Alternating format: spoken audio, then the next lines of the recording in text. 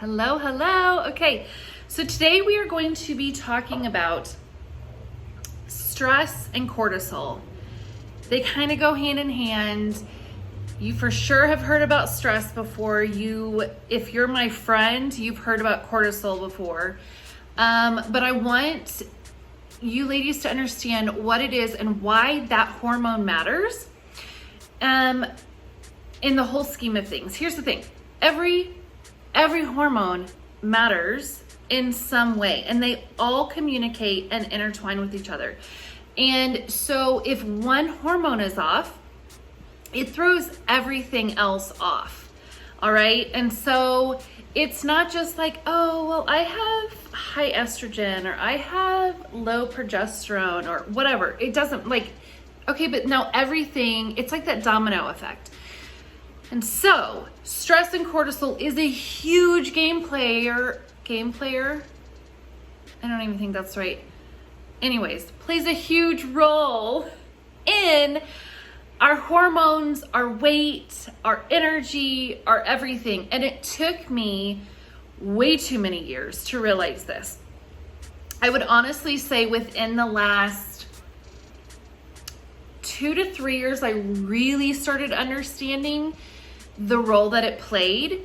Beforehand, I knew my cortisol was lopsided and completely out of whack, but I didn't get it. And I didn't get that the daily choices that I made affected and played a role in my cortisol levels and then everything else. And for me, weight issues, that's been a huge thing since my hormones decided to do their own thing 14 years ago. So cortisol matters. Let me just say that. So when you are already in a stress state, if you are feeling stressed out constantly and your body is not having that time to recharge and to heal, your body then goes into that fight or flight mode, okay?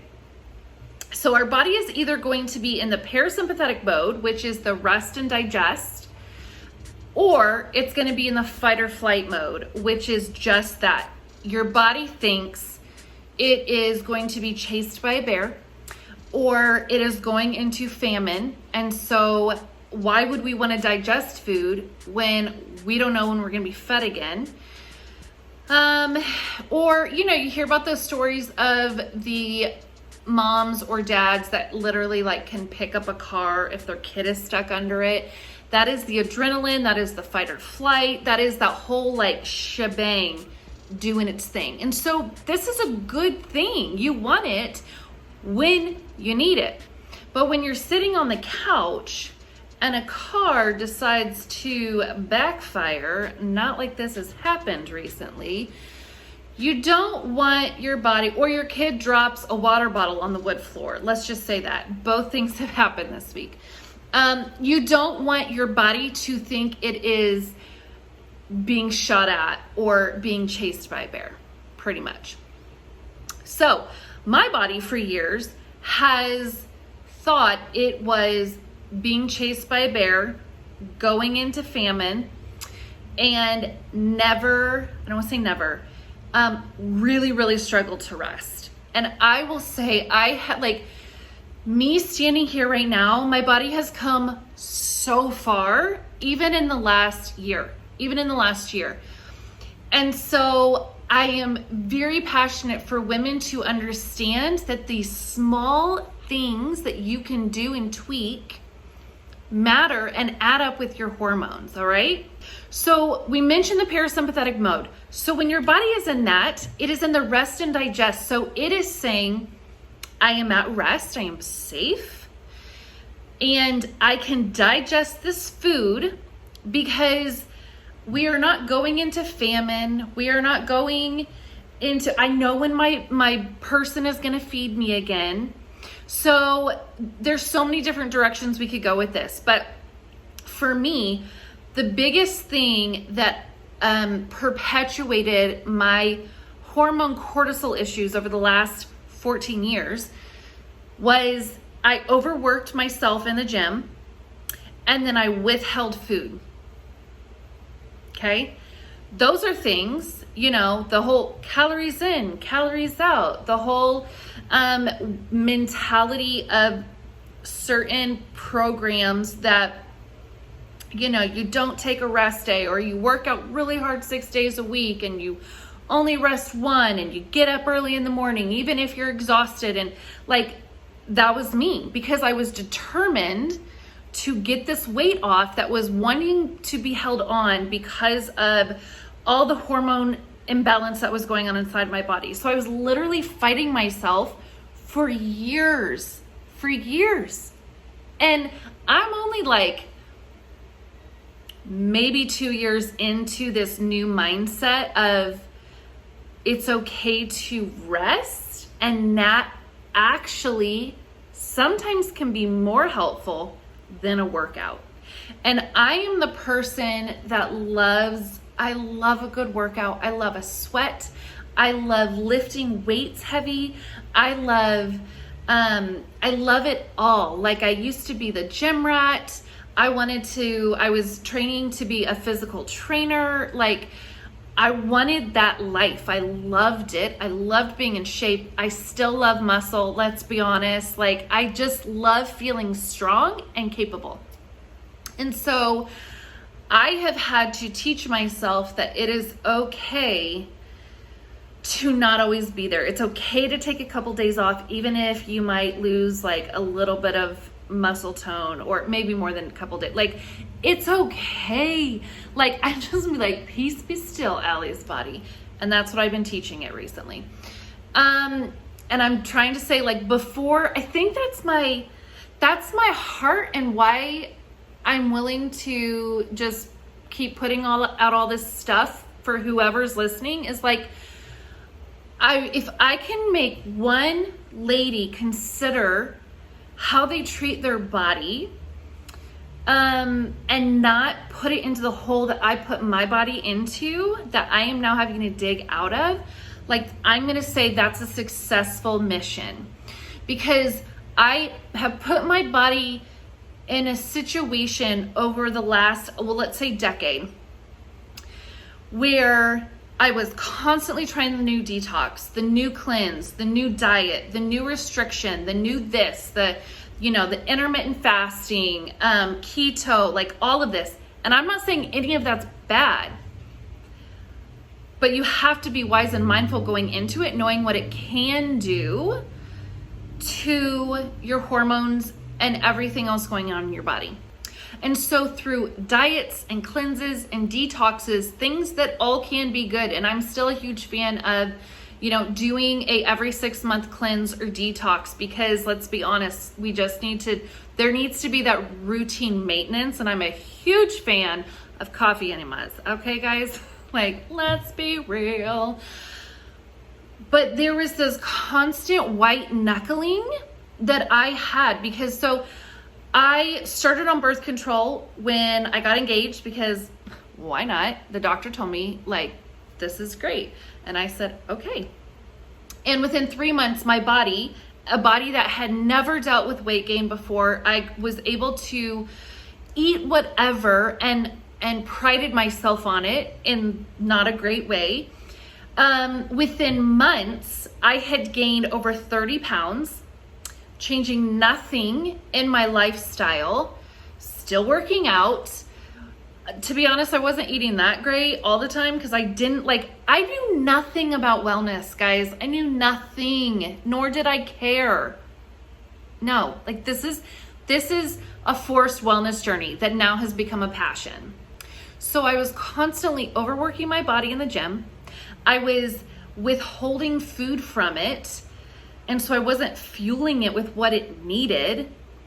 And my body was like, okay, I don't know what you're doing, but this isn't working for us. And it shut down on me. It completely shut down on me.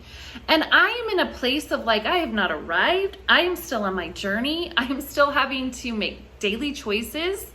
I'm still having to honor my mind and my body when my flesh just wants to like push through a little bit more, or like, oh, I feel really bloated. Maybe I'll just not eat anything today. Like, no, I've had to choose wisdom over years worth of what society, especially like the health and fitness society, says is normal in what you do. All right. So I'm keeping this under 20 minutes, guys. So we're just gonna like boom, boom, boom. All right, so cortisol. What the heck is cortisol? So cortisol is your like get up and go, I was gonna say oil, hormone. That'd be great if it was in an oil. It's your hormone. And so when you wake up in the morning, you should have your cortisol at the highest peak in the morning. I think around 8 a.m. That's typically where they have you test it. So let's say around 8-ish, your cortisol should be at its highest. And then throughout the day, it should go down until the end of the day, it's at its lowest. And so when it's at its lowest, you're starting to get tired because your wind down, like your wind up hormone is going down. I feel like I'm making this way more complicated. And so then your melatonin overtakes, and that's I don't keep wanting to say oil. Oh my gosh. We got this. That hormone is then what makes you sleepy and tired. Hence why sometimes after rough days, you give your children melatonin. Speaking for other people, not me personally. And so years ago, when I went in and got my hormones tested, my cortisol was completely flopped, along with like all the other hormones. And I walked into the doctor's office and my doctor said, Allie, I don't even know how you made it out of bed today after looking at your blood work. Like, you should be like stuck in bed and not able to function. Praise Jesus. Okay. And so cortisol plays a huge role. And so things like overworking your body for a long period of time spikes your cortisol for way too long. So like, that's why a wise HIIT workout, I'm going to say that because I don't know, some of them could, I don't know, let's be honest. I don't know. A HIIT workout can be helpful to move your body because it's this very, very short amount of time that you are pumping out cortisol, and then it can like re-regulate. Whereas if you are doing a hard workout for an hour, that is an hour's worth of cortisol, adrenaline, everything that your body is having to pump through. So unhealthy. And that's exactly what I did for years. And I was like, I don't know why I can't lose weight. Guys, it's exhausting. Oh my gosh. Like, if any of this even kind of resonates with you, I just ask that you heed what I say even a little bit, because I do this because I wish I had someone to say, hey, maybe you should think about this, you know, and that there are small, simple things that you can do throughout your day. It's not like this huge gut cleanse, which I've done, that lasts like 10 weeks, which I've done, that like, oh, this is going to be the answer. It was a great thing. But there are small tweaks in your day, guys, that you can do to start regulating your stress hormones and your cortisol, and literally teaching it that it is safe. So the other day when the metal bottle dropped on the wood floor, I screamed like I had been shot. And I'm very open with my kids about my health. And I have talked to my oldest son about how in those situations when I freak out, I say, okay, Ellie, you're safe. You're okay. And now he's gotten in the habit of when I freak out like that, you know, like, yeah, you get startled. So that's one way that you know if your adrenals and cortisol and everything need a little bit of love, is like if you're getting startled really easily, like things that shouldn't startle you, because afterwards you're like, that was really stupid. And so he now will say, Mom, you're safe. And it's so sweet. And I love being able to teach my kids like the vulnerability of just life and situations. So the biggest, let me say that like the top 3 things I would say to start working on right now, if you are a stressed person, and here's the thing, you may be a stressed person, but you're not experiencing the stress in the sense of like, you don't go to bed wired and tired. So let me back up. If your cortisol levels are like whacked out, so opposite, that means like you wake up in the morning and your cortisol's low. And so you may have slept all night, but you feel exhausted. You like wake up and you're like, when can I take a nap today? Anyone? You're exhausted. And then you get into bed and you've been tired all day, but then you're like, I think I could go do, not everything, but like I could at least watch a couple Netflix shows because you feel wired and tired. That is because your cortisol is way up here and your melatonin is not able to like take over. All right. So that's one thing, like you want to get that cortisol regulated. One of the ways to get it tested is through saliva. I'm actually going to be I'm waiting on the time in my cycle when you're supposed to do the testing through EverlyWell. And I'm going to walk you guys through how I do all the women's hormone testing through EverlyWell. They test everything I would through a doctor. It's way cheaper because guys, I have spent so much money on blood work and then going to the doctor and having them talk to you about it, and then have like doing whatever they want you to do, and who knows. So saliva is one of the best ways to get your cortisol tested. You can do it through blood work, but it's one where you want to get it tested at like 8 a.m. and then 4 p.m. because you want to see where it dips or whichever way. So some of my tips for start now, do this now, is one, learn where you're at in your cycle, guys, because this also really, really matters. It matters because especially when it comes to like working out and pushing yourself, which then can add stress to your body. Knowing like, okay, this is normal for where my body system is, like my phases are, or this is a phase I should be very energetic and I feel exhausted. That would be a big key of like your adrenals and cortisol need a little bit of love. Okay.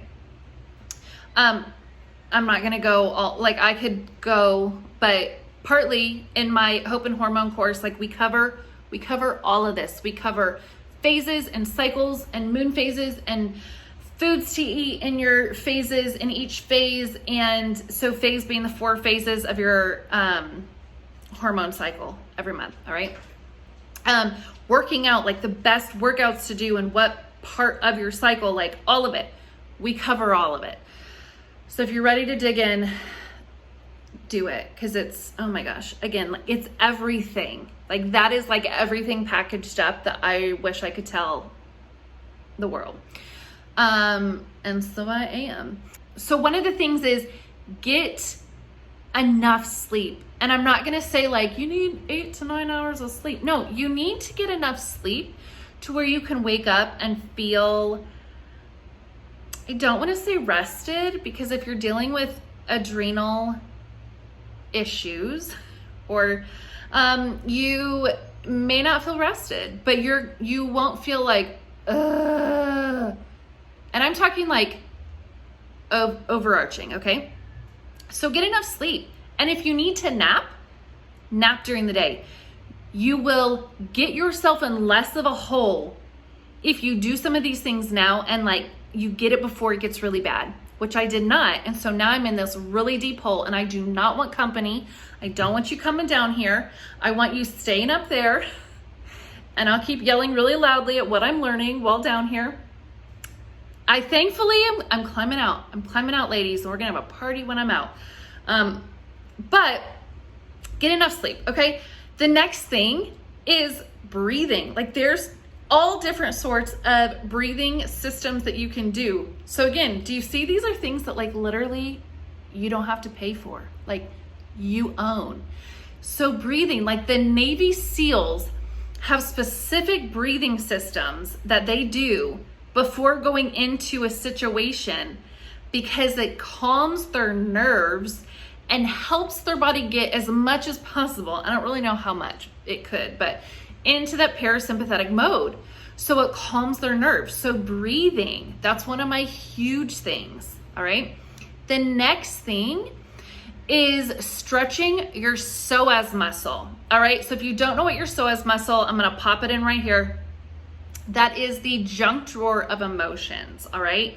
And so when you are stressed, it could be caused by trapped emotion. That is a whole different conversation, which I love talking about. All right. And so simply doing like the pigeon stretch or a couple of other stretches that I don't know, I'll either put it in the video or post it below, or I don't really know. I'll show you somehow. That is important to stretch because as we sit all the time, the psoas muscle, which is down below, can get really tight. And so there are people that will stretch it and they haven't stretched it forever, and like it'll just bring them to tears. Not everyone, it doesn't me, but like it's really guys amazing how that's one of the first things I learned when we were coming out of a very, very stressful situation in our family, and I couldn't breathe. My chest was tight all the time.